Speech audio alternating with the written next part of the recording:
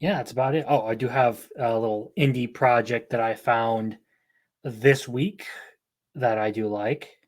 So might as well roll right into the indie comic highlight portion of these streams. If I don't biff my keybinds, not keybinds, if I don't press the wrong button. Here we go. So this here is Project Naosis.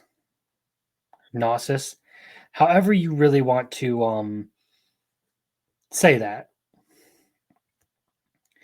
And it's already funded, so as you can see, there are awards here. You can just go straight to buying the project. The campaign is closed, but you can still buy the comic. And as far as a premise goes, this series is pretty much about you have a rogue speedster, super powered human being who has killed off all the other superheroes and taken over the world. And this group of modified people, these pseudo superhuman beings, are sort of left to deal with all of that. And now, one of the things I do want to point out is that I like the art style.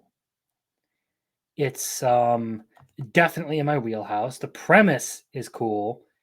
I haven't had any problems visually with it, which is good.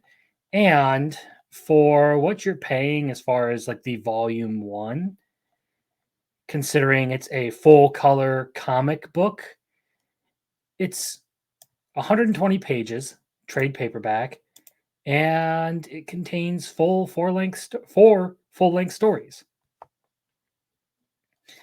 So as far as an indie project goes, I feel like pretty worth it. Pretty worth a shot. And yeah, it's kind of hard to dig through a lot of those projects and find something that I feel actually ends up being worth talking about. I usually try to pick something that has, you know, good artwork or a cool story or premise or something, or is going to be worth the money you spend on it. Because I've seen some of these projects go for, you want a link in the chat? Sure. Give me a second. And that is Project Naosis. Kind of like superhero stuff. I'm interested. I'm going to pick up a copy after this. And they have all their different covers and stuff in there. So like they have it looks like, here, I'll bring this back up again. It looks like they have their homage to like the X-Men cover here.